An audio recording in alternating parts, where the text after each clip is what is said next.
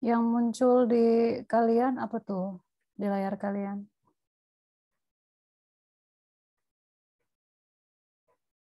Slide ya? Benar nggak? Iya, Ibu, betul. Iya, Bu. Kok ke sini harusnya? Sorry, ini kok lompat slide. Ya, hari ini nggak akan banyak hitung-hitungan seperti yang lalu. Nggak banyak sebenarnya. Saya akan mulai hitungan-hitungan terakhir yang kalian harus kotret itu nanti minggu depan. Saat mulai saya kenalkan kompleksitas waktu asimptotik. Ada big O, big theta, big gamma gitu ya. Nanti ya. Big gamma, big omega. Minggu depan insya Allah ya. Hari ini kita belajar yang ringan-ringan dulu. Ringan sebenarnya, gampang sebenarnya, semua berdasarkan logika, tapi ini menuntut perhatian penuh dari kalian. Fokus ya. Jadi yang masih mondar-mandir, segera cari tempat duduk. Kalau bisa environment-nya kalian set supaya kalian nggak terdistract oleh apapun selama 1,5 jam, 90 menit ya, 90 sampai 100 menit kita kuliah ini. Fokus. Jadi kalian nanti nggak perlu ngulang untuk belajar lagi gitu ya. Baik, selamat pagi semuanya. Hari ini kita akan membahas tentang operasi dasar, input size, dan berbagai kasus terbaik, terburuk, sama kasus rata-rata. Tentu saja ini semua masih ada kaitannya dengan analisis kompleksitas algoritma. Ini maksudnya apa sih, Bu? Judulnya aja aneh gitu. Nah, sabar ya. Sesuai pesan saya, saya memang tidak mewajibkan kalian untuk selalu on cam, tapi saya percaya bahwa kalian bisa mengkondisikan diri kalian sendiri dengan baik ya untuk belajar. Saatnya belajar ya belajar. Gitu. Saatnya belajar ya belajar. Abaikan yang lain dulu kalau memang tidak urgent supaya kalian bisa fokus gitu. Nah, minggu lalu bagi yang masih ingat atau bagi yang sudah lupa, saya ingetin lagi. Kalian sudah pernah saya tunjukkan diagram ini, yaitu pada dasarnya langkah yang harus kalian lakukan setelah kalian mendesain algoritma atau source code atau pseudocode gitu ya, coret-coretan algoritma. Kalian harus membuktikan kebenaran dari algoritma tersebut. Nah, sudah kita pelajari ya di 4 minggu pertama sudah belajar ini proof correctness. Kemudian minggu lalu kalian sudah mengenal tentang bagaimana kita menganalisis efisiensi dari algoritma. Ada PR-nya kan? Kalian hitung kalau misalnya input size-nya atau ukuran inputnya dinaikin 2 kali lipat, nanti running time-nya jadi kayak gimana gitu ya. Terus kalian juga sudah saya kenalkan TN. Nah, kita akan banyak membahas TN hari ini. Nah, kita masih berada di sini sampai selesai semester ini. Kita masih di analisis algoritma. Jadi analisis algoritma ini banyak bahasannya. Nah, sekedar mengingatkan lagi bahwa sampai dengan minggu lalu kalian sudah memahami bahwa ternyata algoritma yang kalian desain, yang kalian rancang itu tidak cukup jika hanya benar saja, tetapi juga harus efisien. Ya artinya ini sebagai pengingat bagi kita, nggak sekedar program kita itu bisa jalan, bisa running, bisa mengeluarkan output. Tapi kalau ternyata output yang dikeluarkan itu menunggu 1 jam, kayak gitu ya, ya orang males pakai program kita, pakai program yang kita buat. Jadi nggak sekedar kode programnya itu, wah ini kode program saya cuma ada 5 baris seperti itu. Karena pakai yang rekursif. Oh, ternyata ada beberapa kasus di mana bentuk yang rekursif itu malah nggak efisien sama sekali. Contohnya kemarin di algoritma Fibonacci kan, minggu lalu. Nggak tahu tuh masih ingat atau nggak. Nah, artinya kalian ya sebagai mahasiswa informatika dan nantinya kalau udah lulus gitu ya, harus memperhatikan analisis algoritma ini. Jadi meskipun efisiensi algoritma ini bisa kita hitung, bisa kita ukur dari segi waktu dan ruang, gitu ya. Tapi kita hanya fokus di mata kuliah ini hanya dari sisi waktu, bukan dari sisi memori atau ruang. Gitu. Nah, berikutnya fokus kalian di bagian analisis algoritma ini adalah membandingkan beberapa algoritma untuk masalah yang sama. Kayak misalnya kalian tahu bahwa untuk pengurutan atau sorting ada berbagai macam algoritma sorting. Tapi mana sih yang lebih efisien? Mana sih yang paling cocok dan efisien untuk kasus tertentu? Nah, ini yang fokusnya di sini adalah itu. Jadi nanti kalau kalian sebagai developer, sebagai sistem analis itu bisa memberikan penilaian-penilaian seperti ini atas program yang kalian susun, sistem yang kalian buat, ataupun nanti kalau misalnya kalian menjadi project manager gitu ya, tahu apa yang harus kalian lakukan gitu. Ini programnya nggak efisien nih, lama banget, nanti kasihan kliennya gitu. Ya, itu ya ini. Nah, kita masuk ke ukuran input. Kita tahu bahwa secara umum kalau ukuran inputnya gede atau jumlah data yang harus diproses itu besar, maka umumnya waktu eksekusinya itu akan lama. Contoh kalau kita mau mengurutkan array ya, sorting, array-nya ukurannya besar, itu pasti secara umum pasti lama. Begitu juga perkalian matriks. Ini juga lama. Perkalian matriks atau perkalian matriks dengan vektor. Ini kalau yang kalian tingkat 2 ya, mungkin sebagian besar belum mengenal deep learning, tapi nanti kalau kalian pengen tahu deep learning, itu kita banyak pakai perkalian matriks di sini. Nah, makanya di deep learning itu karena banyak perkalian matriks, perkalian vektor, itu prosesnya itu selalu berjam-jam, lama banget prosesnya, nggak bisa dihindari. Makanya nggak cukup kalau pakai CPU laptop kalian aja, makanya pada pakai GPU, GPU. Graphic Processing Unit ya, Nvidia banyak bikin gitu. Nah, jadi karena saya juga ngajar tingkat 4, tingkat 3, terus melakukan beberapa penelitian terkait, jadi tahu ini iya sih benar yang di sini tuh udah gede banget. Semakin banyak banget yang diproses, ukuran matriksnya nggak gede sebenarnya, tapi karena banyak dan kita tahu perkalian matriks itu looping-nya ada 3 kali, ya udah lama aja, apalagi kalau datanya banyak.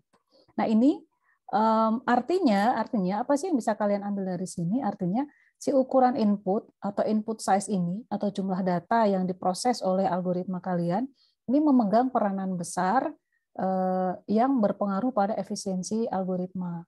Ini merupakan faktor yang harus diperhatikan, gitu ya. Nah, sebelum kita tahu efek dari berbagai ukuran input, nanti saya punya latihan ya. Nanti saya akan bagi ke dalam beberapa breakout room. Kalian mengerjakan soal latihan di situ sederhana. Urusan ukuran input ini nantinya sekalian latihan. Nah, sebelum kita ke situ, bagaimana cara kita menentukan ukuran input? Ini bisa dilihat dari parameter n. Biasanya ya. Contoh, kalau untuk algoritma sorting, searching, sama elemen terkecil, ini biasanya pada array atau list, maka yang disebut sebagai ukuran input atau n-nya ini, itu adalah ukuran dari list. Ukuran listnya berapa? 32, 64, 100, 1 juta, itu n-nya gitu ya. Nah, ukuran input ini biasanya seringkali disimbolkan dengan n. Seringnya gitu. Pakai simbol lain juga boleh. Tapi dalam kuliah ini terminologinya adalah n, gitu ya. Nah, contoh lain untuk menentukan ukuran input, ayo yang belum fokus. Untuk menentukan ukuran input ini, kalau untuk formula yang bentuknya polinomial kayak gini, tampak aneh mungkin, tapi nantinya kalian akan menemui bentuk yang seperti ini, maka ukuran inputnya itu adalah derajat dari polinomialnya yang ini nih, n di sini. Karena nanti misalnya ada CN itu bentuknya misalnya CN sama dengan 5 N pangkat 3 ini ya, ditambah 2N ditambah 3. Misal kayak gitu ya. Ini CN-nya kita kayak gini. Kompleksitas waktu kita itu, kompleksitas waktu dari algoritma kita seperti ini bentuknya. Maka ukuran input itu kita lihat dari ini, derajat polinomialnya. Gitu. Oh, jadi dia adalah N pangkat 3 ukuran inputnya. Terus berikutnya, kalau misalnya ada kasus perkalian dari matriks, 2 matriks, maka yang disebut sebagai ukuran input itu adalah ukuran matriksnya. Matriks order n atau jumlah elemen yang dikalikan. Kita lihat beberapa contoh berikut. Nanti kayaknya slide-nya kebalik. Contohnya kebalik. Nanti saya kasih contoh-contoh lagi ya, ukuran input itu apa. Nah, contoh lain, ternyata di slide ini kok nggak ada. Harusnya ada. Sebentar. Oh, ini dia. Kebalik kan. Nah, contoh ya, ini contoh input size untuk misalnya algoritma pencarian. Mencari suatu nilai X pada list, pada suatu array, maka input size-nya itu adalah jumlah elemen atau komponen pada array. Itu yang disebut sebagai input size atau ukuran data, atau kalian bisa juga memaknai sebagai jumlah data yang diproses. Jumlah masukan, jumlah data masukan yang diproses. Bisa kayak gitu ya. Kemudian untuk proses perkalian 2 matriks, maka input size-nya itu adalah dimensi dari matriksnya. Matriksnya berukuran berapa gitu. M kali N biasanya kan. Nah, itulah yang menjadi ukuran inputnya. Misalnya matriks kita berukuran 256, ukuran matriks misalnya 256 kali 256, ya inilah input size-nya. Ya 256 kali 256 itu berapa tuh? Banyak kan? Ini input size-nya. Coba yang perkali bisa ngaliin dengan cepat. Kalau matriksnya berukuran 1024 kali 1024, emang ada Bu matriks berukuran segitu? Ada. Ini, ya udah. Kalau kita punya matriks yang berukuran 1024 kali 1024, ya ini ukuran dimensi dari matriks ini yang menjadi input size atau ukuran input yang harus diproses oleh algoritma. 256 kali 256, 1024 kali 1024 ini adalah biasanya adalah ukuran citra, ukuran gambar. Nanti kalau kalian belajar computer vision atau pengolahan citra digital akan kenal seperti ini. Perkalian matriks. Nah, citra itu direpresentasikan dengan matriks. Ya, kita pakai matriks. Kemudian kalau misalnya ada permasalahan menghitung A pangkat N, misalnya kalian diminta untuk menghitung 3 pangkat N. N-nya ini berdasarkan masukan dari user misalnya. Maka ukuran inputnya ini adalah N. N-nya. Kalian diminta menghitung misalnya 15 lah ya. 15 pangkat N, entah 15 pangkat berapa.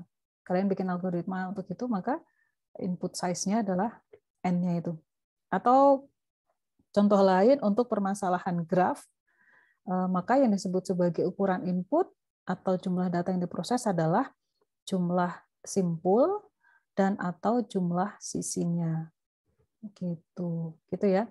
Ini yang input size. Ini abaikan dulu, nanti kita akan bahas. Ya. Itu input size. Cuma kayak gitu,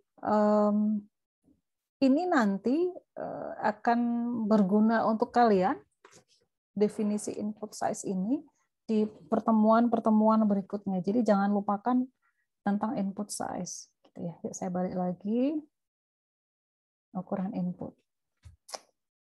Sebelum saya lanjut ke operasi dasar, ada pertanyaan dulu tentang ukuran input atau input size?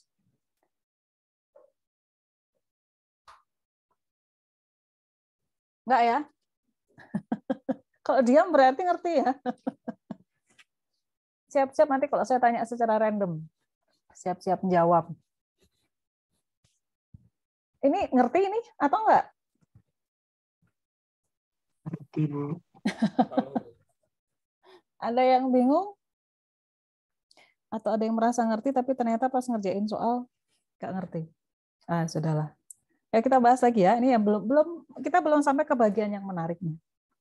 Ya, saya lanjutkan, yaitu tentang operasi dasar. Operasi dasar atau basic operation. Nah, basic operation ini bahasa Indonesia dan operasi dasar ya, itu memiliki definisi adalah operasi yang paling penting pada suatu algoritma. Atau bisa juga kita ambil definisi operasi yang paling banyak menghabiskan waktu pada loop terdalam. Ini definisi dari operasi dasar. Gitu. Nah, nanti saya akan kasih lihat pada beberapa algoritma ini, operasi dasarnya tuh yang mana sih? Gitu. Jadi kita akan belajar itu. Nah, sebenarnya operasi dasar ini, kalau kalian masih mengingat rumus ini, TN itu diestimasi dengan CO dikali dengan CN. Gini kan. Nah, operasi dasar ini kan melekat ke CN, ya kan? Dan kalian tahu bahwa TN ini adalah kompleksitas waktu. TN adalah kompleksitas waktu. Sehingga kita juga bisa menyatakan bahwa basic operation atau operasi dasar ini dia merupakan satuan dari ukuran kompleksitas waktu. Jadi yang memegang kunci utama kalau kita pengen tahu efisiensi dari suatu algoritma itu si operasi dasar ini. Gitu. Ini ya yang pentingnya. Operasi dasar dia dieksekusi berapa banyak, seberapa banyak dalam ukuran input tadi. Ini ya, jadi ini perhatikan baik-baik. Apa ya? Jantungnya, jantungnya. Dan inti dari atau bagian penting dari mengukur efisiensi algoritma itu adalah bagaimana kita bisa mengidentifikasi operasi dasar yang terjadi di algoritma tersebut. Operasi dasarnya apa? Dia dieksekusi berapa kali? Nah, itu dia. Kita lihat ya contohnya ya, operasi dasar. Wait. Contoh saya langsung ke sini dulu ya. Contoh. Ini adalah algoritma searching, binary search. Kalian perhatikan di bagian loop di sini. Coba fokus. Hati-hati. Ini loop ya yang saya kasih kotak. Ini adalah bagian loop-nya. Yuk. Yang disebut sebagai operasi dasar pada algoritma ini, lihat definisinya tadi, definisi operasi dasar itu adalah operasi yang paling banyak memakan waktu atau operasi yang paling penting. Menurut kalian, coba kalian identifikasi baik-baik. Saya kasih nomor ya, 1, 2. Saya kasih angka nih, 0, 1, 2. Kira-kira kalau melihat definisi dari operasi dasar, antara 0, 1, dan 2, 0 itu yang ini, ya. 1 itu yang ini, yang saya kasih garis bawah, 2 itu yang antara 0, 1, dan 2, jawab di chat ya, mana yang merupakan operasi dasar?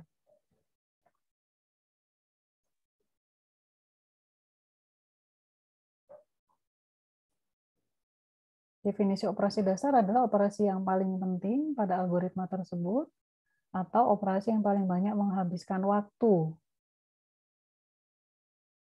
paling banyak dieksekusi. Paling banyak ngabisin waktu, paling banyak dieksekusi kan. Nah, coba lihat.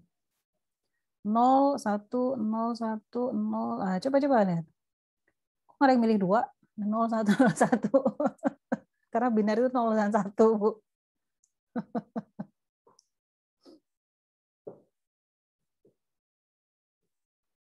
Satu, 0. Yang jawab 0, alasannya apa? Kenapa? Kok nggak ada yang jawab 2 sih? Serius nih nggak ada yang jawab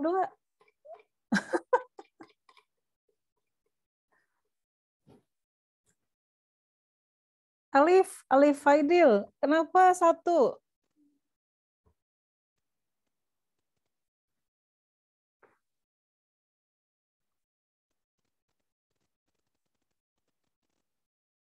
Nggak kedengeran. Atau belum ngomong ya? Pas deh. Alif kedengeran. Siapa? Yunolva. Kenapa 1 Yunolva? Karena kalau menurut saya dia yang ntar Mbak nanti bakal Yang apa? berperan Sorry. penting. Karena kalau menurut saya nanti hasil dari meet itu bakal digunain lagi gitu di setelah-setelahnya. Jadi dia pasti penting. Iya, meet-nya dipanggil beberapa kali ya di situ ya. Iya. Oke. Saya terima dulu alasannya. Saya belum bilang benar atau salah ya. Yang 0, siapa tuh? Satria Ginting, kenapa 0?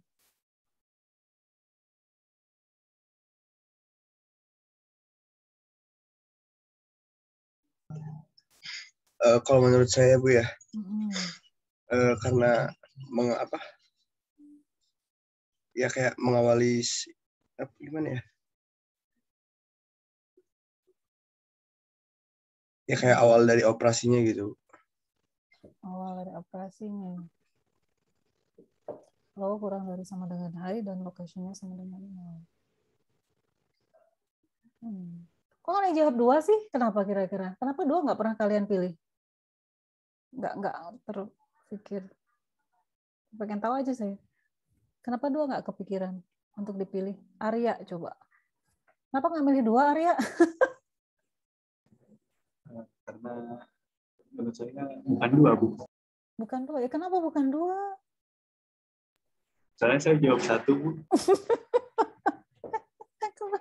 Ya ini makanya kenapa sih nggak ada yang jawab 2? Nggak menarik. Jadi begini. Kita lihat operasi dasar. Bentar. Saya ngasih contoh apa lagi? Definisi dari operasi dasar adalah operasi yang paling penting atau operasi yang paling banyak menghabiskan waktu. Nah, sebelum kita ke sini, di algoritma yang namanya operasi itu kan banyak ya. Ini ada operasi assignment, ada operasi penjumlahan. Saya hapus dulu. Ini kan ada assignment. Ini kan assignment ya, sama dengannya sama assignment. Kemudian ini ada operasi perbandingan. Ini perbandingan juga. Ini penjumlahan. Ini operasi semua ya. Ini operasi pembagian, ini perbandingan juga, ini operasi aritmetik, penjumlahan, pengurangan aritmetik. Jadi ini ada banyak banget operasi yang terjadi pada yang ada di algoritma. Nah, sementara pada dasarnya kalau kita ingin melibatkan, kalau kita pengen ngitung efisiensi dari algoritma, logikanya adalah udah hitung aja semua operasi itu kan. Hitung aja semua, terus nanti dijumlahin. Masalahnya adalah itu akan jadi terlalu banyak. Dan pada akhirnya nanti akan ditunjukkan bahwa operasi-operasi yang tidak terlalu penting itu efeknya terhadap memburuknya efisiensi algoritma itu kecil. Gitu. Itu sebabnya kita hanya akan memperhatikan yang operasi dasar saja, yang basic operation saja. Yang paling penting itu yang mana? Yang paling banyak menghabiskan waktu itu yang mana? Ya, coba kita lihat ya. Saya tuh hapus dulu. Jadi semuanya sebenarnya ini ada operasi-operasi yang terjadi di program kita. Tapi tidak semuanya kita libatkan dalam menghitung efisiensi. Karena pada akhirnya nanti nggak semuanya pengaruhnya itu meter. nggak semua pengaruhnya itu penting gitu. hanya ada beberapa yang pengaruhnya itu penting. Yang lainnya itu nggak signifikan pengaruhnya. Yuk kita lihat. Sebelum ke sini, saya kasih contoh satu lagi. Kalau untuk algoritma Fibonacci ini, nah ini kan berbeda algoritmanya ya, karakteristik yang berbeda. Sebelum saya jawab mana operasi dasar, di algoritma Fibonacci ini, lihat ini ada for juga, yang merupakan operasi dasar yang mana? Apakah 1 atau 2? Udah, pilihannya 2. 1 atau 2? Coba jawab di chat. Satu lagi. Sorry. Atau 3. 1, 2, atau 3? Untuk algoritma FIB2. 1, 2, atau 3? Yang jawab 0 salah, nggak ada 0. 1, 2, atau 3? 3. Ayo, yang jawab 1, 2 dong.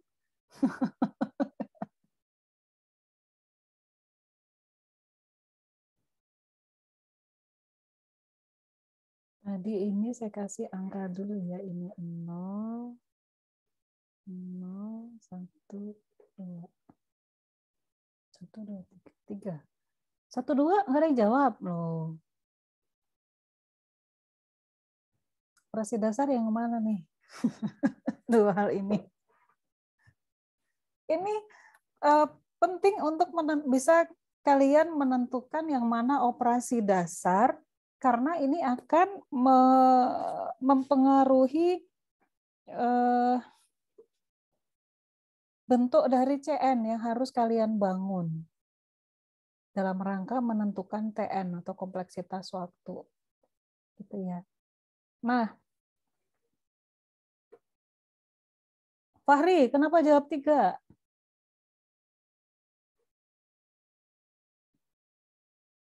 Kenapa nggak 2? Apa, Bu? Kenapa jawab 3? Karena apa ya, Bu? Kayaknya paling susah, Bu. Paling Jadi susah. Kan jumlahin doang, Fahri. Maksudnya bukan susah, Bu. Apa ya? Kayak apa ya, Bu, bilangnya? Apa? Itulah, Bu. Oke, 3. Kenapa nggak 2? Kenapa nggak 2?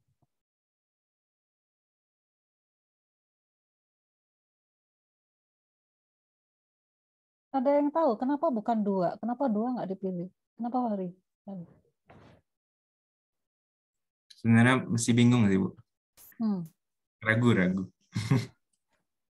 Kalau 3, itu kan ada operasi assignment ini ya. Ada juga operasi penjumlahan. Kira-kira antara assignment dan penjumlahan, paling susah mana?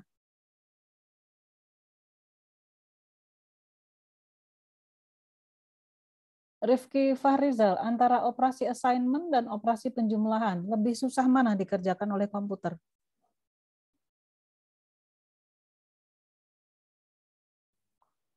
Pas. Menjumlahkan. Ada. Siapa tadi bisa jawab? Rifki ya, Rifki. Assignment atau penjumlahan? Penjumlahan, betul. Assignment gampang, penjumlahan kalian kan harus akses si komponen dari F-1 dan akses dulu komponen dari F-2 kan, ambil dari lokasi masing-masing, kemudian dilakukan penjumlahan bit, kemudian ditaruh hasilnya. Banyak ya, banyak urusannya. Tapi kalau operasi assignment itu kan cuma mengassign dengan sesuatu aja. Kenapa, Dewa? Oh enggak. Tak sengaja. Itu ya, antara assignment dengan penjumlahan lebih sulit operasi penjumlahan. Nah, coba perhatikan yang bagian kode nomor 2, for. Saya kasih angka nomor 2. Di bagian for ini, itu kita melakukan assignment, I sama dengan 2, operasi perbandingan, I kurang dari sama dengan N, dan I++. Ini kan sebenarnya cuma counter aja. Operasi sebenarnya itu kan terjadi di badan loop ini. Iya kan? Ada operasi penjumlahan. Nah, untuk yang algoritma FIB2 ini, operasi dasarnya itu betul, seperti yang kalian, 2 aja deh saya udah. Justru betul, yang nomor 3, yang operasi dasarnya. operasi penjumlahan. Ini adalah operasi yang paling penting yang ada di algoritma FIT2 ini. Perhatikan definisinya, definisi operasi dasar itu operasi yang paling penting, operasi yang paling banyak menghabiskan waktu. Gitu. Gitu ya. Operasi penjumlahan itu kan kalian harus ngambil komponen-komponen yang harus dijumlahin. Komputer ngambil komponen yang harus dijumlahin dari lokasi memori tertentu, kemudian melakukan operasi penjumlahan, bit-bitnya dijumlahin, kemudian disimpan lagi di suatu memori yang lainnya. Jadi intinya banyak yang harus dilakukan. Jadi betul, untuk FIT2 operasi dasarnya adalah yang nomor 3, baris nomor 3, yaitu operasi penjumlahan. Penjumlahan ya, bukan assignment. Yang bagian penjumlahannya. Yang bagian assignment-nya nanti bisa diabaikan sebenarnya. Nah, kembali lagi ke algoritma binary search. Di hari ini kita nggak banyak ngitung ya, tapi banyak main logika. Jadi perhatikan baik-baik di sini. Ini algoritma binary search, hati-hati, binary search. Di sini ada beberapa operasi di bagian while-nya. Kemudian antara 1 dan 2, kira-kira lebih penting mana? 2 dong pastinya. Operasi perbandingan ini kan penting di algoritma binary search karena menentukan pencarian berikutnya kan. Kita harus mencari di mana. Artinya antara 1 dan, kalau diminta milih antara 1 dan 2 untuk binary search, maka lebih penting 2 operasinya. Operasi dasarnya itu, operasi di algoritma ini yang lebih penting adalah 2 dibandingin 1. Lalu bagaimana dengan kode yang 0? Di sini kan ini saya harus membandingkan apakah indeks low lebih dari indeks high, ya. Kemudian dan memastikan location-nya itu enggak 0, enggak di 0. Gitu. Ya indeksnya itu ada gitu. Indeksnya itu bukan 0. Enggak berhenti. Jadi untuk memastikan bahwa si looping-nya tetap jalan. Nah, artinya kalau kayak gitu, ini nggak penting untuk diperhatikan, untuk dihitung urusan efisiensi. Bagian yang ini, perbandingan apakah lo kurang dari sama dan high, ini lebih penting. Nah, antara 0 dan 2, berikutnya mana yang merupakan operasi dasar? Lebih penting mana? Lebih time consuming mana?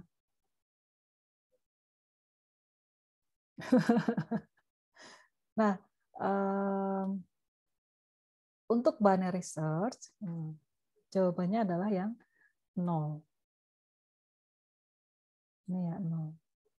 Karena dia akan selalu dieksekusi 1 kali lebih banyak dibanding kode nomor 2. Minimal 1 kali lebih banyak kan. Gitu. Jadi operasi dasarnya adalah operasi perbandingan. Yang low kurang dari sama dan high, operasi perbandingan kan. Jadi beginilah cara untuk menentukan operasi dasar. Gitu. Yuk kita lihat. Nah, kita kembali lagi ke tabel saya yang ini. Saya mau hapus. Ini beberapa contoh operasi dasar untuk berbagai algoritma atau problem sebagai berikut. Nah, kalian perhatikan yang bagian ini, basic operation. Nah, operasi dasar dari algoritma pencarian, searching ya, algoritma searching, apapun, operasi dasarnya adalah operasi perbandingan. Perbandingan key. Harusnya di bagian ini tuh tadi. Seharusnya tuh di sini. Di sini. Di sinilah kalau operasi searching itu ini adalah operasi perbandingan. Tapi khusus untuk binary search, di sini juga ada operasi perbandingan nih yang kode nomor 0, ya kan? Nah, khusus untuk binary search, operasi perbandingannya itu yang di bagian while low kurang dari high ini lebih banyak dieksekusi dibanding operasi perbandingan yang nomor 2. Maka operasi dasarnya adalah operasi perbandingan yang 0. Gitu ya, bukan yang nomor 2. Tapi untuk algoritma searching yang lain, umumnya operasi dasarnya adalah yang di dalam loop, yang di bagian badan loop, yang apakah X sama dengan elemen array yang kesekian, nah itu operasi dasarnya. Gitu. Lanjut, kalau operasi perkalian matriks, operasi dasarnya adalah operasi perkalian yang ada di dalam badan loop. Di loop terdalam, kalau kalian ingat, kita belum pernah ngeliatin operasi perkalian matriks ya. Operasi perkalian matriks itu kan loopnya ada 3 kali tuh. Nah, operasi dasarnya itu ada yang di loop terdalam, innermost loop, loop paling dalam. Nah, ada perkalian, itu adalah operasi dasar. Kemudian berikutnya permasalahan menghitung nilai pangkat dari A pangkat N misalnya, 5 pangkat N, 12 pangkat N, 13 pangkat N, ya gitu. Operasi dasarnya adalah operasi perkalian. Gitu. Dan operasi untuk problem graf, operasi dasarnya adalah mengunjungi vertex atau traverse sisi, mengunjungi sisi. Nah, saya kasih sebentar ya, saya agak langsung ke ujung.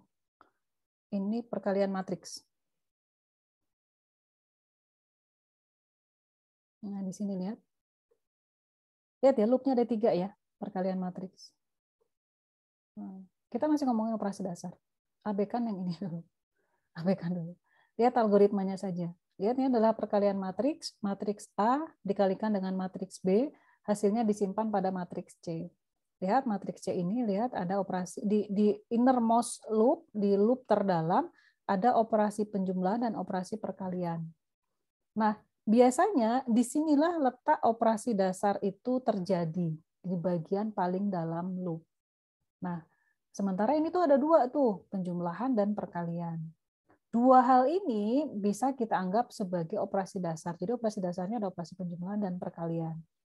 Tapi kalau kita pikirkan lagi antara operasi penjumlahan dengan operasi perkalian, komputer akan lebih sulit, akan lebih rumit menjalankan operasi perkalian.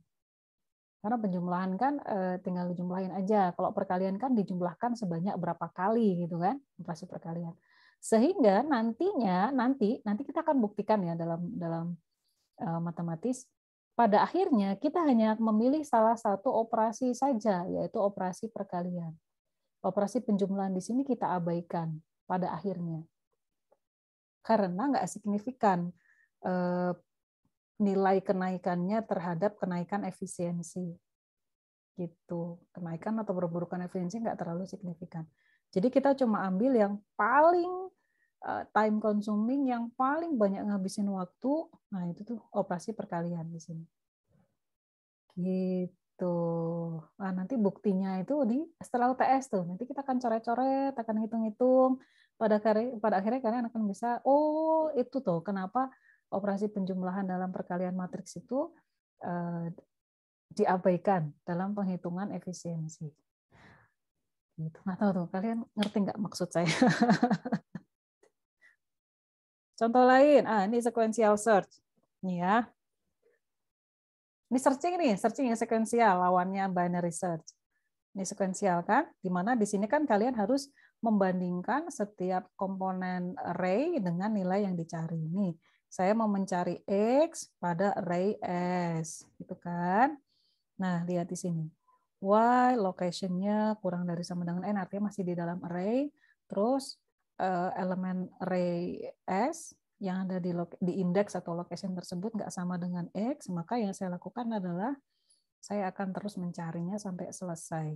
Lihat, yang di dalam badan loop itu cuma increment. If ini di luar loop ya, if udah di luar loop nih, dia akan sejajar sama while, berarti di luar loop. Artinya, kalau kita mencari operasi dasar di dalam loop, nggak dapet. Karena di dalam loop-nya kita cuma increment aja nih. Oh, berarti dia bukan operasi dasar. Nah, kita cari operasi dasarnya di sini nih, di bagian kondisi yang dituliskan di dalam while-nya. Antara perbandingan yang ini, location kurang dari sama dengan N, dengan S location tidak sama dengan X, mana yang merupakan operasi dasar? Nah, untuk kasus ini, operasi dasarnya adalah yang ini. Saya kasih tanda panah biru. Ini ya. Operasi perbandingan X, nilai X yang dicari dengan tiap elemen array. Ini adalah operasi dasarnya. Itu. Contoh lain. Ini apa nih? Sama sequential search. Saya punya algoritma lain. Matrix multiplication. Sorting. Ini saya agak lompat ke slide yang agak terakhir. Nggak apa-apa. Nah, kalian perhatikan di sini. Ini salah satu algoritma sorting. Lihat, kalau algoritma sorting itu biasanya loopnya 2 kali. Nah, tadi saya sempat bilang kalau mencari operasi dasar dari loop yang bersarang seperti ini, kalian lihat saja innermost loop, jadi loop yang paling dalam. Di loop paling dalam kita mendapati kayak gini. If SJ kurang dari SI, tuker SI dengan SJ, ditukar, diswap, ditukar gitu ya komponennya. Nah, untuk kasus ini, operasi dasarnya adalah yang saya kasih garis bawah biru. Ini dia. SJ kurang dari SI. Ini adalah operasi dasar.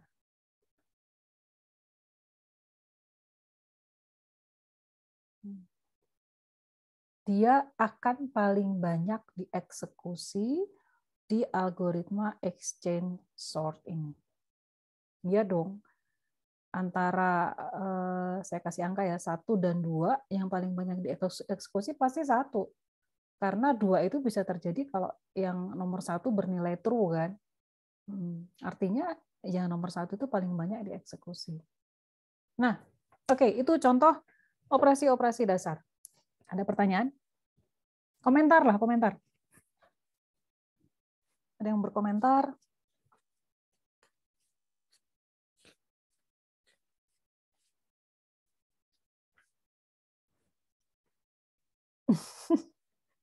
Bisa ya? Operasi dasar, ukuran input. Bisa ya? Saya balik lagi ke atas. Nah, ini dia. Wait. Bisa saya lanjutin ini? Atau kalian butuh waktu untuk merenung dulu?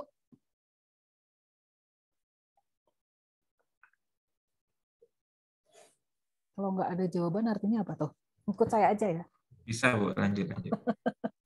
Nah, kita balik lagi ke TM efisiensi. Habis ini saya akan ngasih kalian sedikit latihan soal. Hitung-hitung dikit, nggak susah. Hitungnya juga pakai kalkulator. Minggu lalu kalian saya kenalkan dengan rumus sederhana ini. TN diestimasi dengan CO kali CN, gitu kan? Di mana TN itu adalah kompleksitas waktu atau time efisiensi atau running time, istilahnya kayak sama lah ya. Kalau kita ngomongin kompleksitas waktu yang menunjukkan seberapa kompleks dari sisi waktu algoritma yang sedang kita analisis, artinya secara tidak langsung kita ingin mengetahui seberapa efisien dari algoritma itu. Semakin kompleks algoritmanya dari sisi waktu ya, maka semakin tidak efisien. Nah, ini adalah metrik atau ukuran yang bisa kita pakai untuk menghitung seberapa kompleks algoritma kita. Itu TN, ini apalin rumusnya cuma sederhana. Nah, si operasi dasar sama ukuran input yang tadi kita bahas itu dalam rangka kita menentukan CN. CN di sini nih, yang saya kasih tanda sinar. Nah, ini yang ngapain sih dari tadi itu ngotak-ngatik input size sama operasi dasar itu tuh. Dalam rangka kita menentukan CN.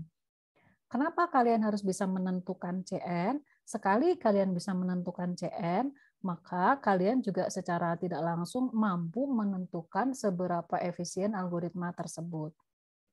So, the point is,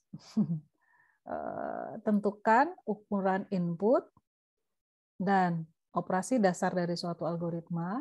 Sekali kalian bisa mengetahui dua komponen ini, maka kalian sudah satu langkah dalam mengetahui efisiensi dari algoritma.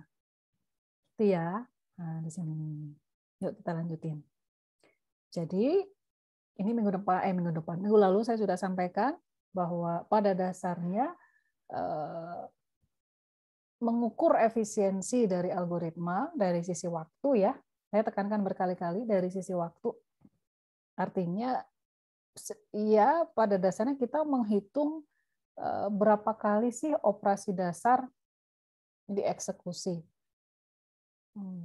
dalam ukuran input N. Berapa kali dia dieksekusi dalam ukuran input N? Dalam N. Kita nggak bisa bilang 100 kali dieksekusi, 1000 kali dieksekusi, itu kan tergantung N-nya.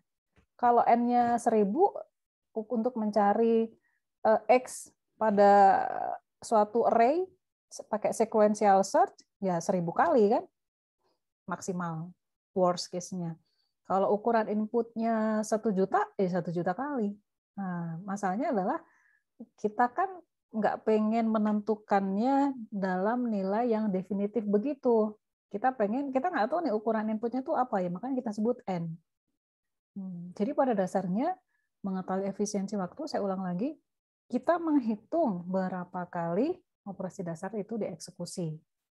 Berapa kali sih dieksekusi? Gitu ya. Yuk, contoh. Ini nanti adalah berbagai bentuk CN yang akan kalian dapati. Bentuknya itu bisa saja dalam bentuk formula yang exact atau tepat, kayak gini, N kali N-1 dibagi 2. Minggu lalu ya, saya kenalkan ini.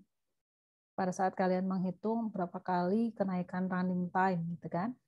Atau CN nantinya bentuknya bisa kayak gini. Gitu. Ada suatu order of growth tertentu, khusus di sini, apa itu order of growth? Nanti habis ini. Order of growth tertentu N kuadrat, kita kalikan dengan suatu konstanta tertentu. Bisa Bu ya muncul konstanta, bisa. Gitu. Atau bentuk CN-nya itu kayak gini. Ada suatu order of growth tertentu, di sini kuadratik, misalnya N kuadrat, dan C-nya ini konstanta yang unknown. Kita nggak tahu konstantanya. Mungkin kayak gitu akan terjadi.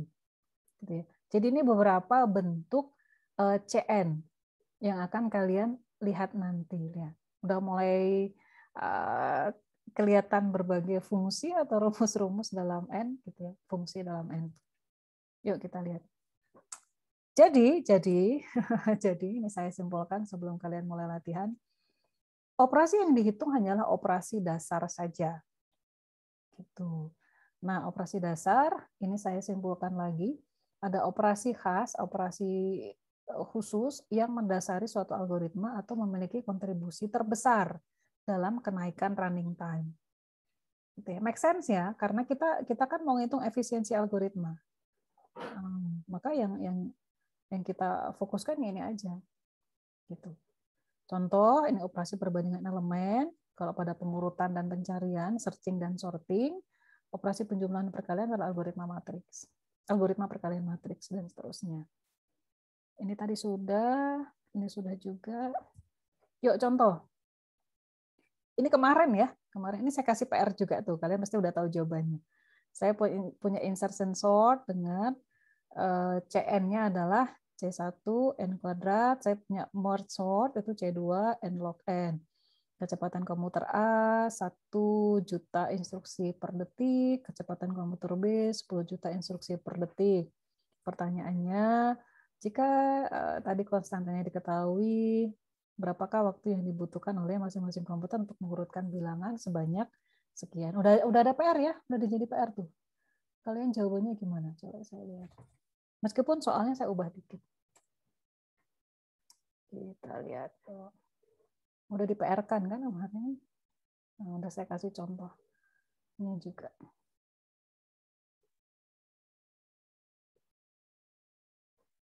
Kita lihat. PR aja yang belum ngerjain PR siapa? PR ini pekan ke-5. Sebentar ya.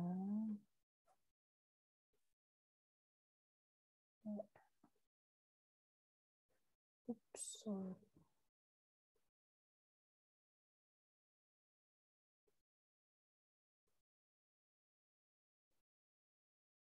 Oh, cuma 23 yang kerjain. Oke, yang lain pada kemana?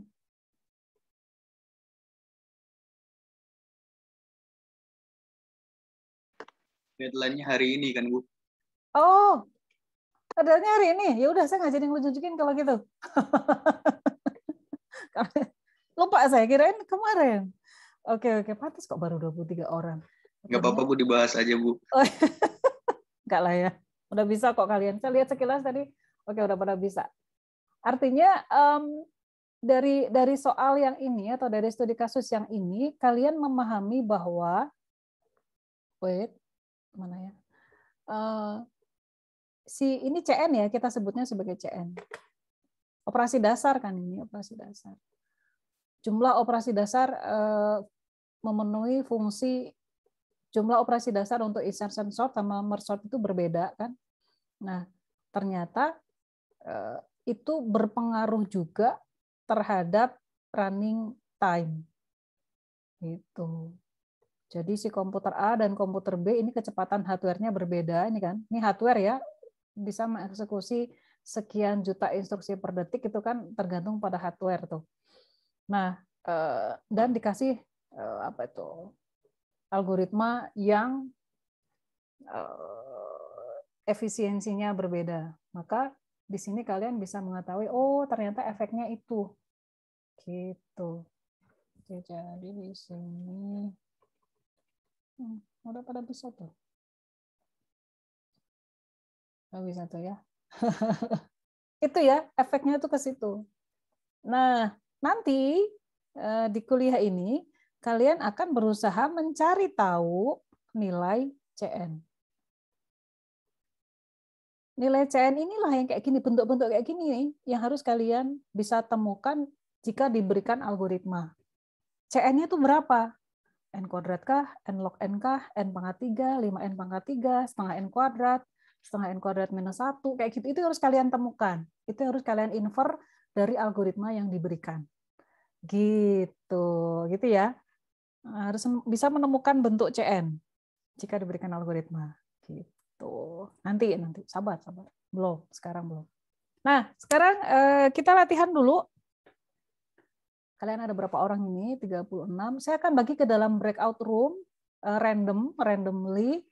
Perhatikan soalnya. Kalian mengerjakannya di Google Sheet saya saja. Saya share linknya. Login pakai SSO. Linknya ada di kolom chat, link Google Sheet-nya. Saya bagi ke dalam 8 kelompok dulu sebentar ya. Saya bagi ke dalam breakout room. Perhatikan dulu instruksinya, ya. Kelompoknya juga kalian belum tahu kan? Jika diasumsikan waktu eksekusi persatuan data adalah 80 detik, hardware berarti ini ya, maka kalian diminta untuk mengisi waktu yang dibutuhkan oleh tiap algoritma ini. Ini ada algoritma 1, 2, 3, 4. Perhatiin dulu. Ada 4 algoritma ya kan? Yang CN-nya beda-beda tuh. 1, 2, 3, 4. Beda-beda ya. Ada N pangkat 3, N pangkat 3, 2 pangkat N, 2 pangkat N. Terus ukuran datanya ada 5 sampai 40. 5, 10. Ini ukurannya kecil. Tujuannya saya pengen kalian bisa melihat tren kenaikannya. Nah, kalian diminta untuk menghitung berapa waktu yang dibutuhkan running time-nya ya, execution time atau running time untuk masing-masing algoritma tersebut dalam mengeksekusi data berukuran N. Lihat, waktu eksekusinya persatuan data adalah 80 detik. Jadi 80 waktu eksekusinya 80 detik per data, persatuan data. Gitu ya. Nah, kalian hitung di sini, satu kelompok mengerjakan satu kolom. Jadi saya bagi ke dalam 8 kelompok ya. Kelompok 1 mengerjakan yang kolom 1, kelompok 2 mengerjakan kolom 2, dan seterusnya. Seperti yang ada di Google Sheet. Udah saya kasih tulisan dulu, kelompok 1, 2, 3, 4, 5, 6, 7, 8. Sekarang saya bagi dulu kalian. Breakout room 8, sebentar, saya yang bagi, assign automatically. Ada yang 5, ada yang 4 orang.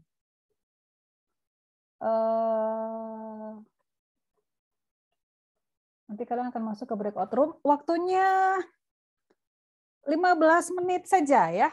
Kalian bisa diskusi di situ, bebas dari saya.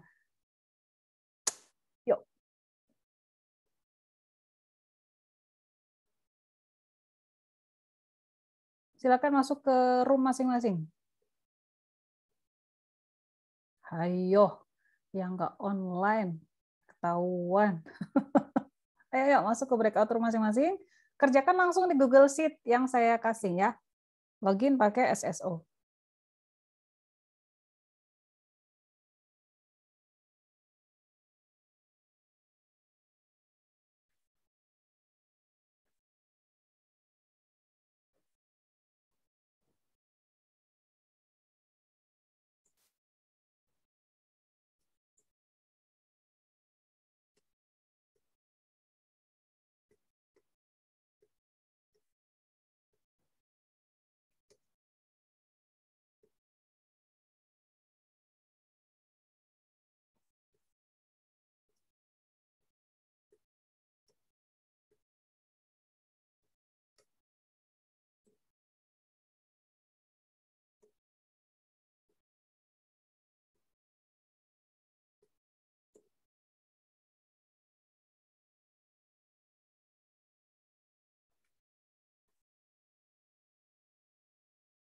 Alif, belum gabung.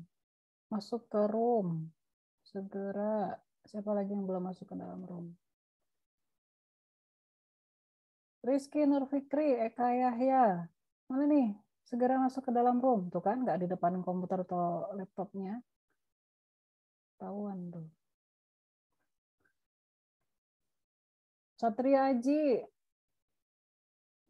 Ngapain, Bu? Segera masuk ke dalam room. Ayo.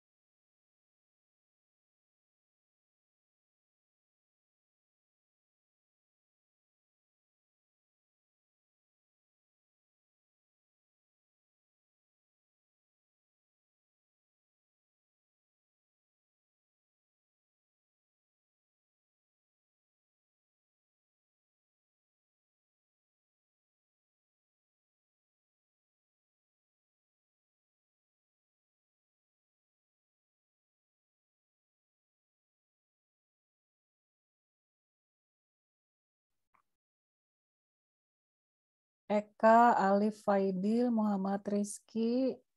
Ini kemana nih? Nggak segera gabung. Segera gabung ke rumah. Ketahuan nih lagi nggak di depan, lagi nggak merhatiin saya tuh.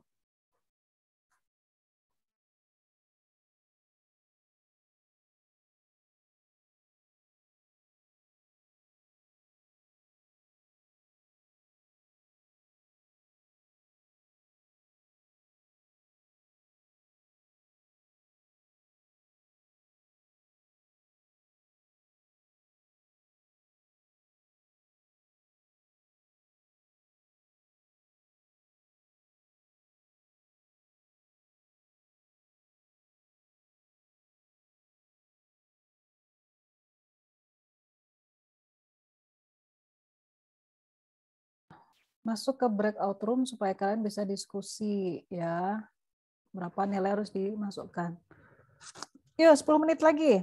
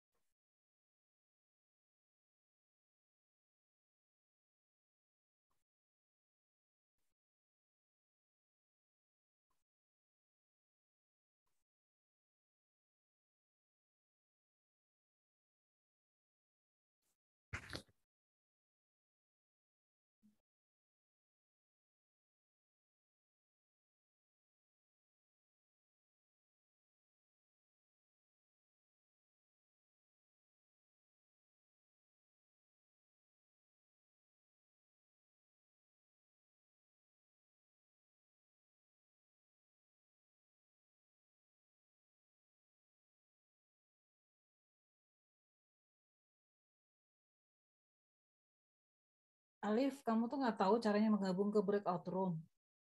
Kan tinggal klik aja tuh link yang dikasih.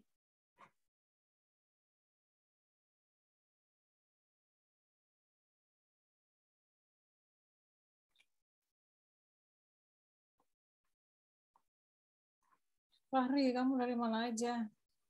Halo Bu, wifi saya mati Bu, saya pakai HP nih Bu. Kamu masuk ke room 6. 6 Bu, oke, makasih Bu. Bisa gabung nggak tuh?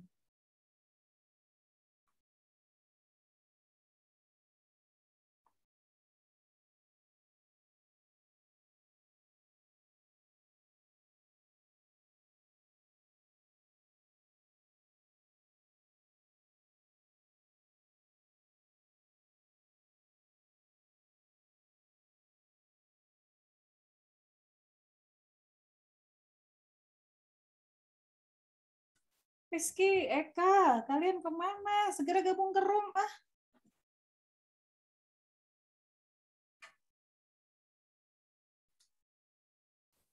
Udah dikasih breakout room-nya, kan?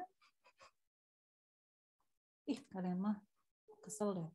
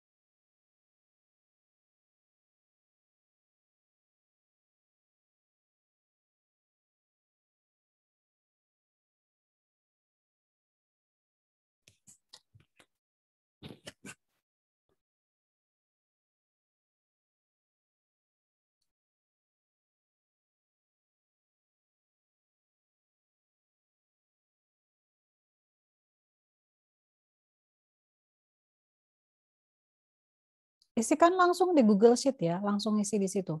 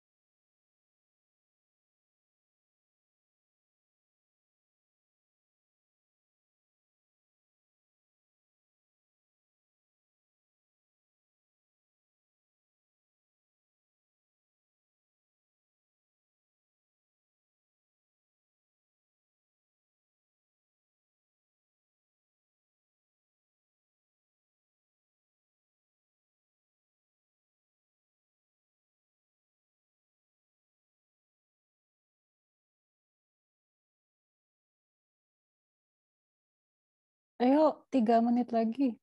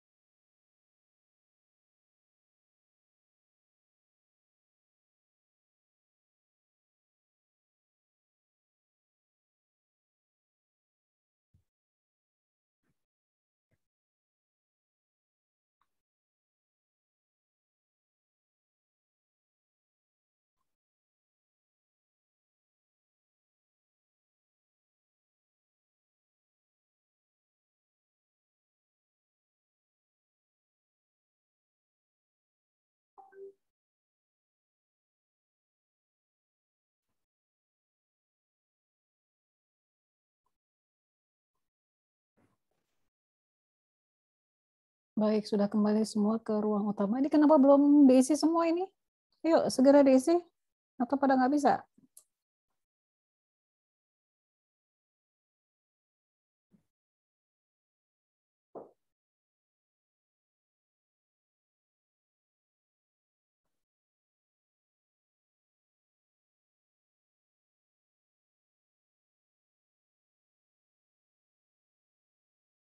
Yang sudah lengkap terisi, kelompok 2.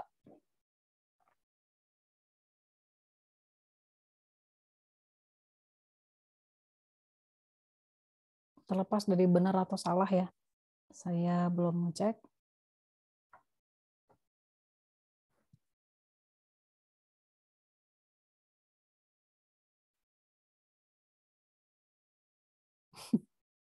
Ayo.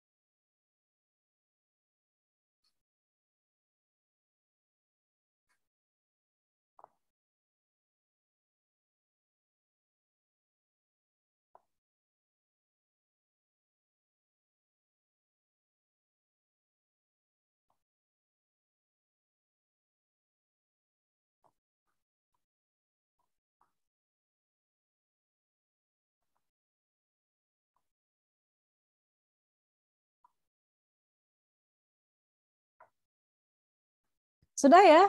Nanti waktu kita habis. Masih ada satu bahasan lain yang saya mau perlu saya sampaikan ke kalian. Ini gimana ya? Masih ngitung. Kenapa lama banget ngitungnya? Kan pakai kalkulator.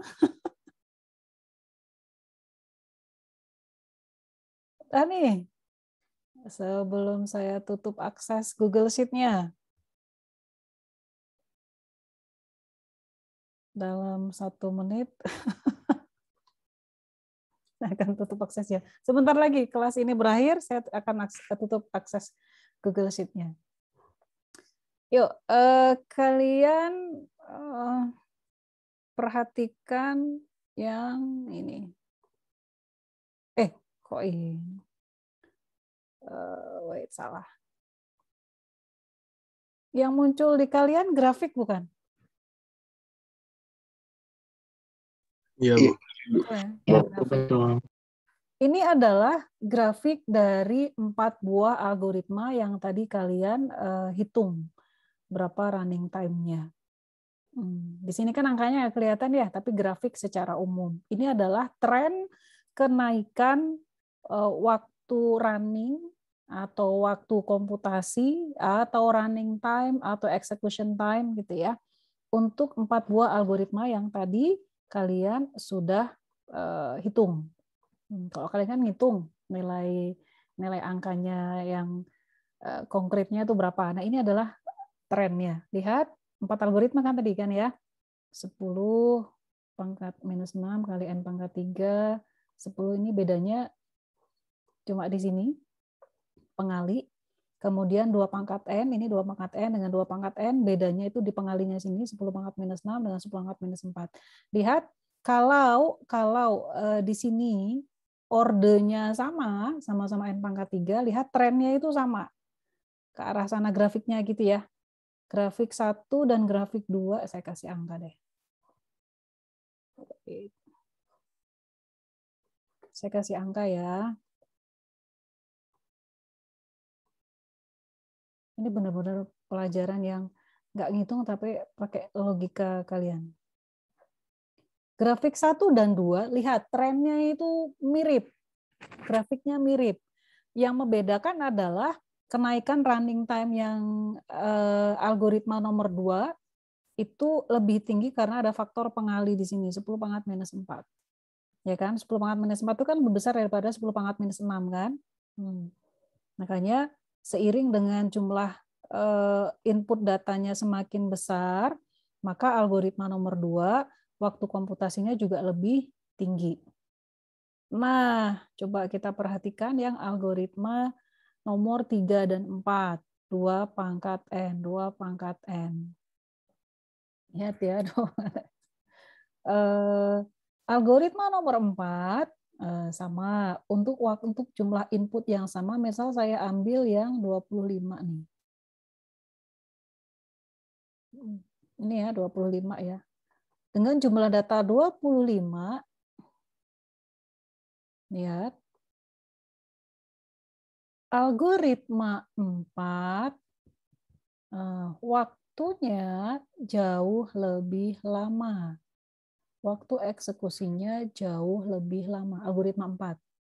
10 pangkat minus 4 itu kan lebih besar daripada 10 pangkat minus 6 ya. Meskipun orde algoritmanya sama. 2 pangkat N. Lihat nih di sini nih, yang saya kasih tanda panah. Nih. Sama-sama untuk input 25, tapi si algoritma 4 itu waktu eksekusinya jauh lebih lama. Kisarannya antara 1 jam dengan 1 menit. Perbandingannya. Gitu ya. Sementara itu, jadi maksudnya ini kalau untuk algoritma yang 2 pangkat N kayak gini, itu naiknya tuh cepet banget. Dari 1 menit ke 1 jam. Kalau pengalinya ini beda. Gitu ya. Tapi kalau yang N pangkat 3, saya kasih lihat. Saya kasih ganti warna ya. Nah, saya hapus dulu. Kalian bandingkan deh dua algoritma ini. Oh, wait. Baterai saya habis. Nah, kalian perhatikan yang saya kasih warna biru. Nah, perhatikan baik-baik. Hijau deh, kok biru? N pangkat 3 ini. Lihat. Untuk nilai yang sama, saya ambil 25 misalnya ya. 25 di sini, lihat. Ini 25, di sini juga 25. Di sini. Kira-kira di sini lah ya. Nah, lihat. Untuk yang 10 pangkat minus 6, algoritma nomor 1, dia cuma butuh beberapa, kurang dari 1 detik lebih dikit lah untuk jumlah input 25. Sementara yang algoritma nomor 2 untuk jumlah input 25, kurang lebih dia butuh waktu 1 menit lebih dikit. Lihat. Pertumbuhannya nggak sebesar yang algoritma 3 sama 4 tadi. Algoritma 3 dari berapa tuh tadi? 1 menit ke 1 jam kan? Ya kan? Dari 1 menit ke 1 jam tuh. Ketika si konstantanya berubah, ordenya berubah. Nah, sementara yang N pangkat 3 untuk jumlah input yang 25 tadi nggak terlalu besar perubahannya. Untuk jumlah input 25. Dengan konstanta yang sama ini ya. Tadi antara nomor 3, algoritma 3 dan 4. Nah, apa sih yang bisa kalian lihat, yang bisa kalian ambil kesimpulan di situ? Nah, ternyata jumlah waktu eksekusi, istilahnya salah. Waktu eksekusi yang dibutuhkan oleh algoritma dengan orde 2 pangkat N ini, itu kenaikannya tuh jauh lebih cepat. Waktu eksekusinya tuh bertambah jauh lebih lama. Lebih besar kenaikannya dibandingkan kalau yang N pangkat 3. Kalau N pangkat 3 ini kan naiknya nggak terlalu banyak. Gitu kan. Tapi kalau 2 pangkat N ini naiknya banyak banget nih. Drastis itu ya. Nah, ini yang disebut sebagai order of growth. Dan ini yang mendasari kenapa kita butuh algoritma yang efisien. Itu ya. Sama-sama coba lihat. Kalau misalnya inputnya saya tambah, ini baru input jumlah datanya 40 ya. Jumlah data 40. Nah ini. Di sini nih. Algoritma yang N pangkat 3, yang CN-nya N pangkat 3, itu masih hitungan menit lah. Hitungan menit sama hitungan detik. Tapi untuk algoritma yang 2 pangkat N, itu udah hitungan hari tuh. Ke sini kan? Di sini kira-kira. Di sini sama di sini ya. Udah hitungan hari waktu eksekusinya. Artinya lama banget kan ini ya. Tapi kalau yang algoritmanya N pangkat 3, CN-nya gitu ya, CN-nya N pangkat 3, itu masih bisa lah hitungan menit gitu selesainya. Gitu. Nah, inilah pentingnya kita bisa membuat algoritma yang jangan yang 2 pangkat N, CN-nya. Karena lihat nih, pertumbuhannya kayak gini. Sebisa mungkin bikinlah algoritma yang ya mentok-mentoknya itu N pangkat 3 kayak gini gitu ya. Sebisa mungkin. Tapi ini dari grafik ini kalian bisa menyimpulkan, oh ini tuh efeknya kalau algoritma kita tuh si CN-nya itu 2 pangkat N. Tuh. Selain 2 pangkat N sama N pangkat 3 ada buku? Ada. Setelah ini saya kasih lihat. Gitu ya. Nah, kalau kalian perhatikan angka-angka yang tadi kalian sudah hitung, itu kan sebenarnya kalau hitungannya benar ya, itu kan menunjukkan tren tersebut. Semakin banyak jumlah datanya, maka waktu eksekusinya semakin naik gitu ya. Tapi coba kalian lihat dari 4 algoritma yang tadi kalian sudah hitung, kalian dan teman-teman kalian sudah hitung gitu ya, mana yang pertumbuhannya itu drastis langsung banyak, langsung tinggi gitu. Ketika ukuran datanya itu ditambahin. Gitu. Kalian bisa lihat tuh, yang 2 pangkat N naiknya tuh drastis dibandingkan yang N pangkat 3. Gitu ya, ke situ jadi tujuan kita. Semoga kalian bisa paham.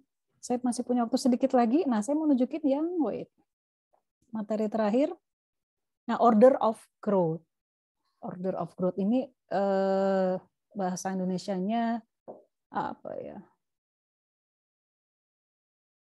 Urutan pertumbuhan, urutan perkembangan. Gitu.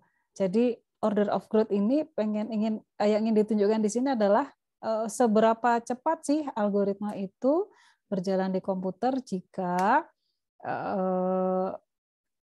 kecepatan komputernya dinaikkan sekian kali lebih cepat, atau berapa lama sih algoritma ini akan menyelesaikan masalah jika ukuran inputnya kita buat sekian kali lipat. Kayak gitu. Nah, kita pengen tahu itu. Nah, kalian bisa lihat order of growth-nya. Kita lihat ya order of growth. Nah, ini disebut sebagai order of growth yang saya kasih kotak merah. N log N 1, 2, 3, 4, 5. Salah.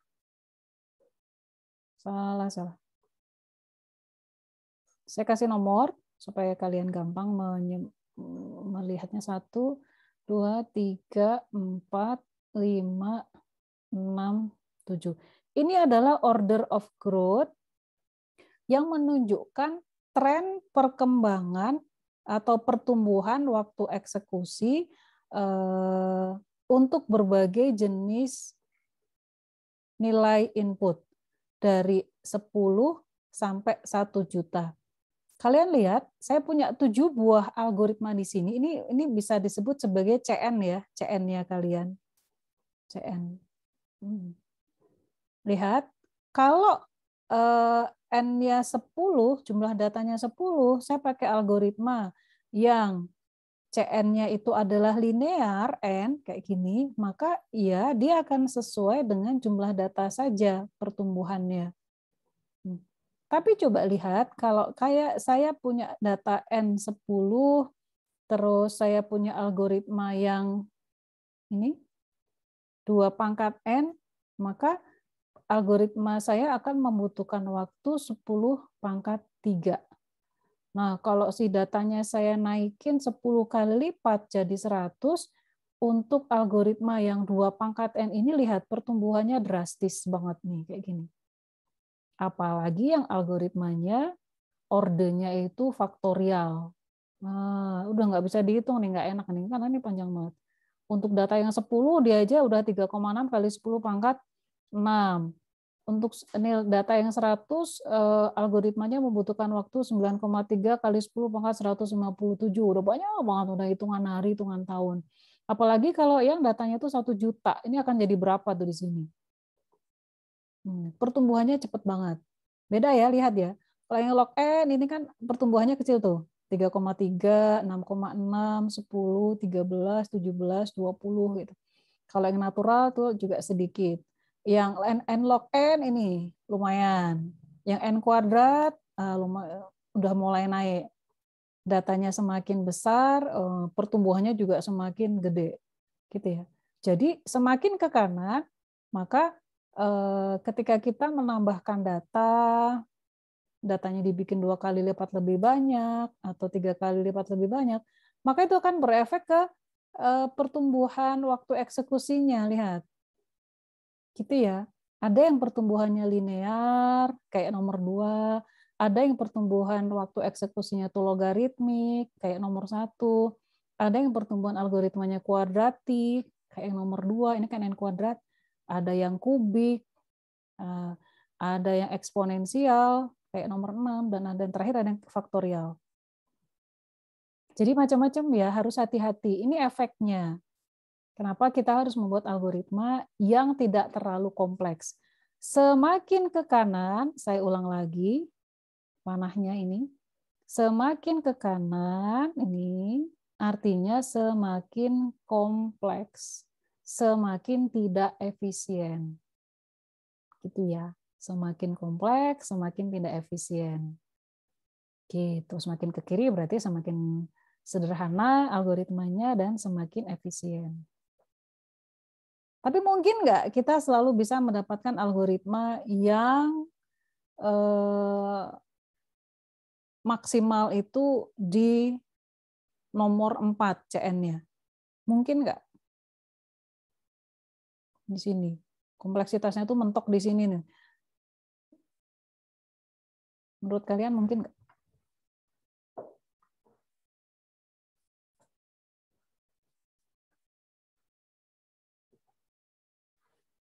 Nggak tahu. Nggak mungkin. Nggak selalu mungkin kayak gitu. Kita nggak selalu bisa dapat yang kita mau.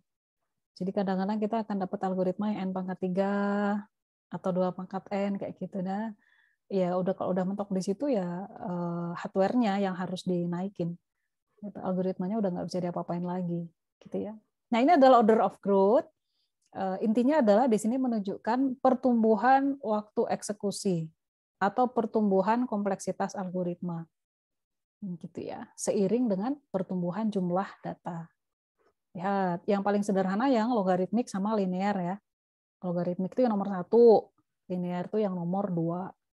Gitu. Logaritmik lihat tuh, datanya 10 sama 1 juta, pertumbuhannya nggak terlalu signifikan. Enggak? Salah. Cepetan. Gitu ya. Di sini. Nih, yang logaritmik nih. Nggak terlalu signifikan pertumbuhan kompleksitasnya, pertumbuhan running time-nya, pertumbuhan eksekusi time-nya, nggak terlalu signifikan karena yang logaritmik. Datanya bertambah banyak, ya saya segitu-gitu aja. Artinya ya algoritmanya sangat efisien, tapi susah untuk mendapatkan algoritma yang kayak gini. Yang natural ini juga 1 kali loop itu natural n. Linear kok natural. Gitu ya. Nah kita lihat grafiknya. Nah, perhatikan baik-baik. Nah, ini kalau ngelihat grafik ini tuh lebih enak. Kalau algoritmanya itu kompleksitasnya linear, ya dia akan bertambah sesuai dengan ukuran data. Kalau yang logaritmik, pertumbuhannya itu kayak gini grafiknya.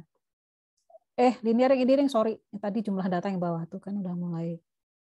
Sorry, saya hilangin. Sorry ya. Kemudian n log n, seperti ini grafiknya.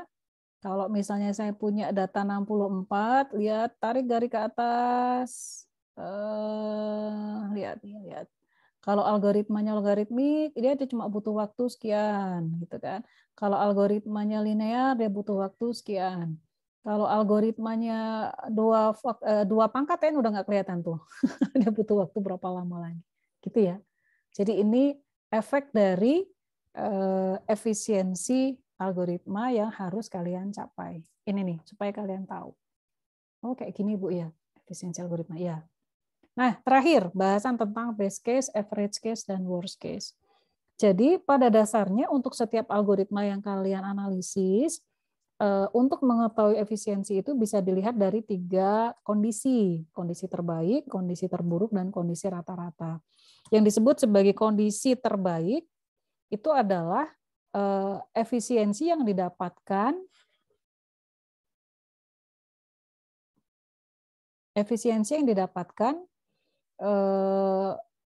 pada data yang paling minimum. Terbaik itu didapatkan pada saat datanya minimum, kondisi terbaik. Sementara kok worst case ya pada saat kondisi maksimum. Datanya itu udah semua data kita evaluasi. Nanti kita lihat contohnya ya. Sedangkan average itu ya kondisi rata-rata. Kira-kira secara umum akan terjadi seperti apa rata-rata yang jadi bukan kondisi terbaik, bukan kondisi terburuk. Nah, biasanya yang diharapkan itu yang umumnya dihitung itu yang average case. Rata-ratanya kayak gimana? Karena kondisi terbaik dan kondisi terburuk tidak selalu terjadi. Ya. Ini efisiensi waktu. WN disimbolkan dengan WN, BN dan CN. AN, WN, BN dan AN. Tapi pada dasarnya semua ini itu adalah CN. Nah, si CN itu bisa punya 3 bentuk, apakah worst case, apakah best case, apakah average case, gitu ya. Jadi CN ini bisa, apakah dia kondisi terbaik, apakah dia kondisi terburuk, apakah dia kondisi rata-rata. Yuk kita lihat contohnya. Nah, misal saya punya algoritma ini nih, ini lebih dari 90 menit, 15 menit lagi, insya Allah selesai, semoga kalian masih tahan. Fokus ya. Fokus. Suara saya masih aman ini? Aman, Bu. Aman ya? Slide aman ya? Aman. Nah, contoh ini algoritma penjumlahan. Penjumlahan komponen array. Diketahui array S berukuran N. Nah, yang dilakukan cuma menjumlahkan saja kan ini. Variable result berisi hasil penjumlahan tiap komponen array, kemudian dikeluarin. Nah, kalau kayak gini, maka operasi dasarnya adalah penambahan komponen array ke variabel sum. Variable result ya, variable result ya. Ini algoritmanya nggak sesuai sama captionnya. Nah, kemudian input size-nya adalah n. Ini tadi kita kan tadi bahas basic operation sama input size. Basic operation-nya adalah operasi penjumlahan nih. Yang di sini saya kasih tanda panah. Dan input size-nya adalah n. Nah, waktu kompleksitasnya adalah n. Tn-nya adalah n. Kenapa n? Kalian lihat di sini. Saya kasih tanda panah merah. Si operasi penjumlahan atau basic operation atau operasi dasar ini akan dieksekusi sebanyak n kali. Ya enggak? Ini kan dia for dari 1 sampai n kan? Maka si operasi penjumlahannya akan dieksekusi sebanyak n kali. Nah, definisi dari Tn itu kan jumlah operasi dasar dieksekusi. Berapa banyak sih dia dieksekusi? Berapa kali sih operasi dasar ini dieksekusi? Kan dieksekusi sebanyak n kali. Nah, maka Tn-nya adalah n. Gitu ya. Nah, dapat tuh Tn linear. Yuk, berikutnya, contoh berikutnya. Contoh operasi perbandingan saya hapus dulu. Contoh exchange sort. Exchange sort. Operasi dasarnya adalah operasi perbandingan. Tadi kita udah bahas yang ini ya, operasi dasar kalau kalian masih ingat operasi dasarnya. Kemudian input size-nya adalah n, jumlah komponen yang akan diurutkan. Ini sorting nih, sorting. Kenapa n, Bu? Ya ini kan array S, kemudian di sini adalah ukuran array-nya. Maka jumlah data yang akan kita proses atau input size-nya itu adalah n. Kalian lihat ada 2 for di sini. Lihat ada 2 for. operasi dasarnya adalah operasi perbandingan. Nah, kira-kira berapa TN-nya kalau kayak gini? Gimana caranya, Bu? Kalian lihat yang di sini. Sebenarnya ini tuh cara mengidentifikasinya gampang. Lihat for terdalam dulu. Di for terdalam, for yang paling dalam gitu ya. Nah, si operasi dasar, operasi perbandingan, dia akan dieksekusi sebanyak N kali kan sebenarnya. Kemudian, si operasi dasar yang N ini, saya kasih kotak biru, akan dieksekusi lagi oleh for di kotak biru sebanyak N kali juga kan. Artinya dia sebanyak berapa kali? N kuadrat harusnya, N kali N. Tapi kok di sini bukan, Bu? Di sini bukan gitu. Agak beda. Kita lihat di sini. Kok beda sih, Bu? Coba lihat. Saya kasih warna merah. Di sini ya, yang N. Saya kasih warna hijau deh, biar warnanya sama. Yang merah saya hapus, saya kasih warna hijau. Hijau ya, ini bagian hijau.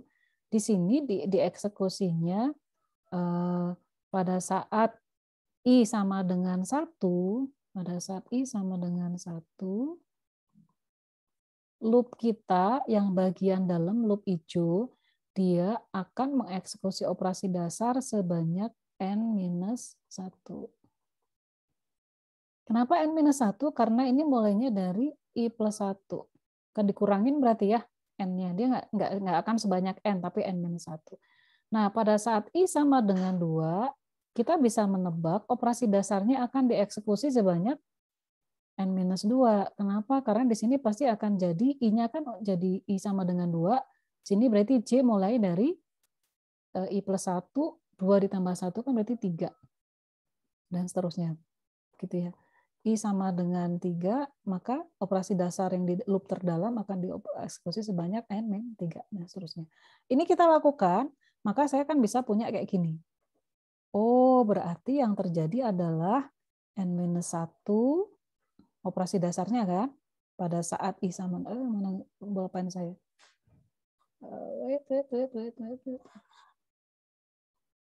Saya ganti dulu. Ini ya, annotate. Berarti ini akan dieksekusi pada saat I sama dengan 1, pada saat I sama dengan 2, I sama dengan 3, sesuai algoritma loopnya tuh. Dan seterusnya sampai dengan I sama dengan N. Pada saat I sama dengan N, N-1 deh, sorry. N-1, ya. Pada saat N-1 sampai N-1. Maka saya akan punya deret seperti itu, yang kalau saya mau tulis I sama dengan N-1, maka operasi akan dieksekusi sebanyak N kali. N-1, sorry. 1. Sebanyak 1 kali. Ini ya. Maka kalian akan punya, ya sudah, jumlahkan saja semua N-1 tambah N-2 tambah N-3 sedemikian seterusnya sampai 1. Ini adalah deret hitung. Rumusnya kalian sudah tahu harusnya. Kalau lupa, ini ada di bagian belakang buku textbook yang jadi acuan di kuliah ini. Di bagian appendix, di bagian lampiran tuh ada berbagai rumus deret. Kalau lupa bisa lihat ke situ. Nah, ini rumus deret ini akan disederhanakan menjadi seperti ini kan, N-1 kali N pangkat 2. Kalau saya terjemahkan lagi, ini kan bisa jadi setengah N kuadrat minus setengah N. Itu kan, setengah N minus kuadrat minus setengah N. Nah, kenapa tadi di awal saya mengatakan ini si ordenya, kompleksitasnya adalah N kuadrat. Nah, ini. Nah, biasanya kita ngambil yang orde terbesar saja. Gitu gitu ya. Nah, oke, ini adalah TN-nya. Kalau kalian bingung bisa lihat lagi. Contoh berikutnya, algoritma perkalian matriks. Saya hapus dulu. Operasi dasarnya adalah operasi perkalian yang ada di loop paling dalam. Nah, yang mana tuh? Yang ini nih. Operasi perkalian. Tadi udah kita bahas ya. Kemudian jumlah inputnya atau ukuran datanya atau ukuran inputnya, ukuran masukannya itu adalah N, yang merupakan jumlah baris dan kolom. Gitu, lihat nih N, jumlah baris dan kolom. Ada matriks A dikalikan dengan matriks B, isinya disimpan ke dalam matriks C. Nah, ini.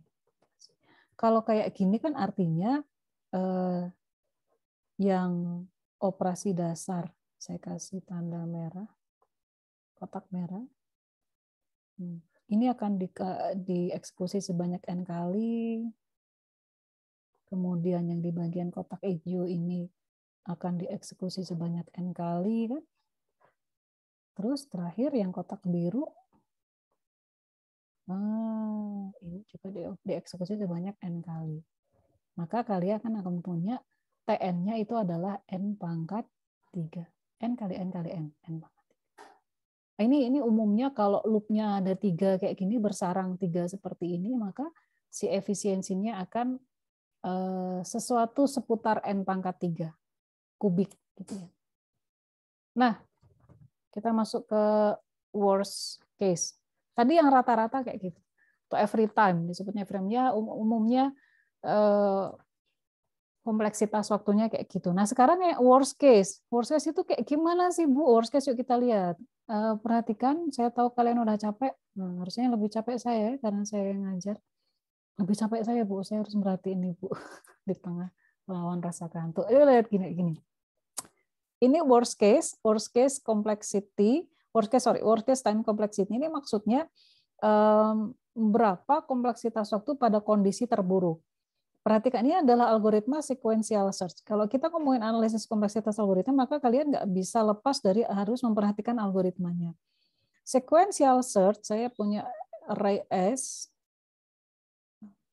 Ini ada komponen-komponen array ya.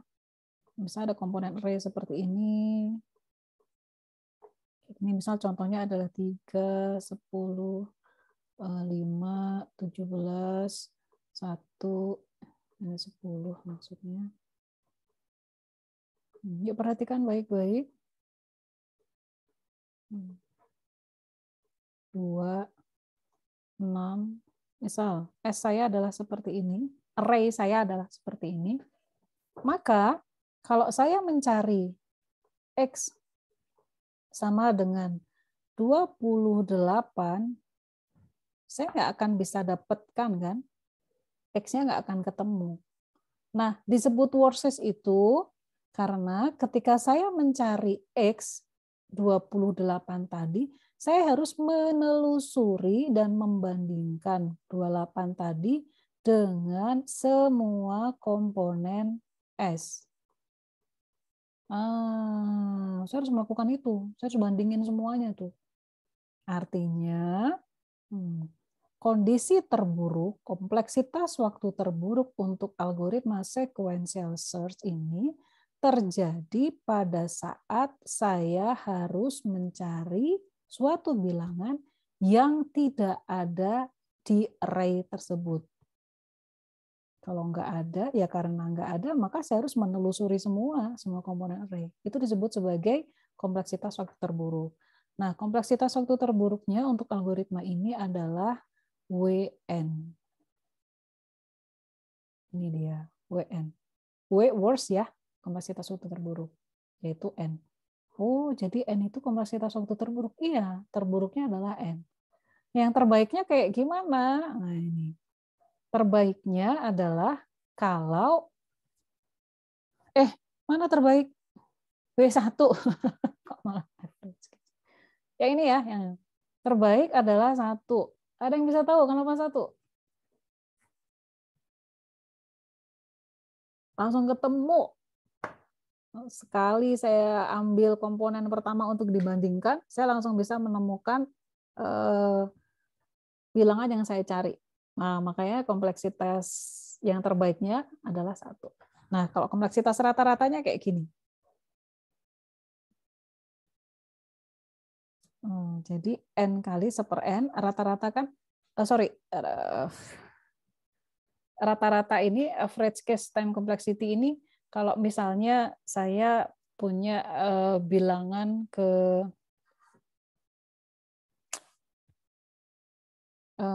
kira-kira dia akan kompleksitas rata-rata itu kan bisa dicari dengan dibagi dengan jumlah semua komponennya kan, elemennya. Kalau jumlah elemennya n, jumlahnya 2, bilangan array-nya, maka rata-ratanya ya 1/2. Kalau jumlah bilangan di array tersebut ada 5, maka ya rata-ratanya adalah 1/5 kayak gitu. Maka inilah yang dilakukan. 1/n dikalikan dengan k. K ini adalah berapa kali saya harus menghitung rata-rata itu.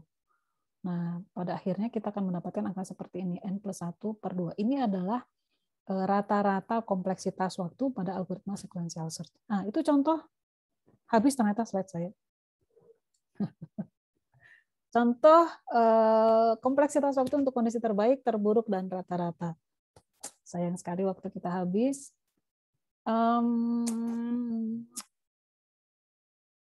Nggak usah ada komentar ya, supaya kalian nggak usah ada pertanyaan ya. Pertanyaan boleh lewat Japri atau lewat grup untuk materi hari ini. Terus saya mau nunjukin PR kita, PR kalian, bukan PR saya ya.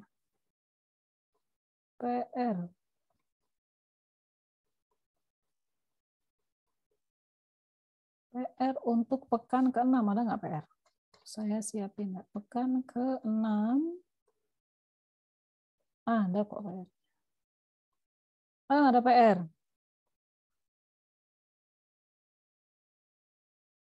Seperti biasa ya. Oh, belum saya set ya. Nanti ya. Saya akan set waktunya. Kok 2 kali? Wait. 1 kali. Nah, tadi yang kalian kerjain tuh akan ini jadiin PR tuh, ya. Kemudian ini, nah, ada 6 soal. Ikuti instruksinya ya. Ikuti instruksinya. Terus yang nomor 5, ini kalian harus cek ke bukunya untuk jawaban. Kalau kalian nggak baca bukunya, biasanya jawabannya jadi ngawur. Jadi salah. Maka lihat, ini saya kasih petunjuk. Lihat cara pengerjaan atau contoh yang ada di subbab 1.4. Gitu. Terus jangan lupa isi presensi nanti. Oh, saya belum kasih presensi. Wait, saya bikinin presensi ya. Seperti biasa, presensi dan curhat. Tulislah di sini feedback. Cepat kok bikinnya nih. Feedback.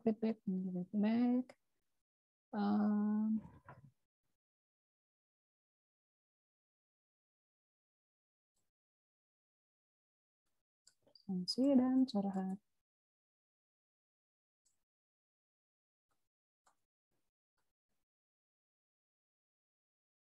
Seperti biasa ya, enable. Terus, oh sebentar, settingnya harus muncul nama kalian supaya saya tahu kalian ngisi atau enggak.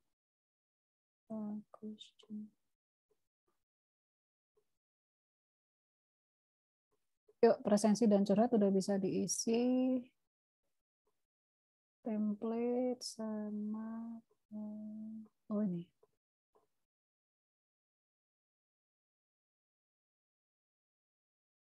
Oke.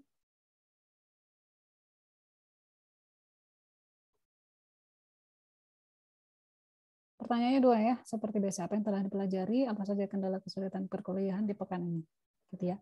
Baik, itu saja hari ini. Sorry waktunya udah habis. Terima kasih atas perhatiannya. Kita ketemu lagi insya Allah pekan depan, pekan terakhir sebelum UTS. Sorry, saya ternyata minggu lalu batal mengarrange responsi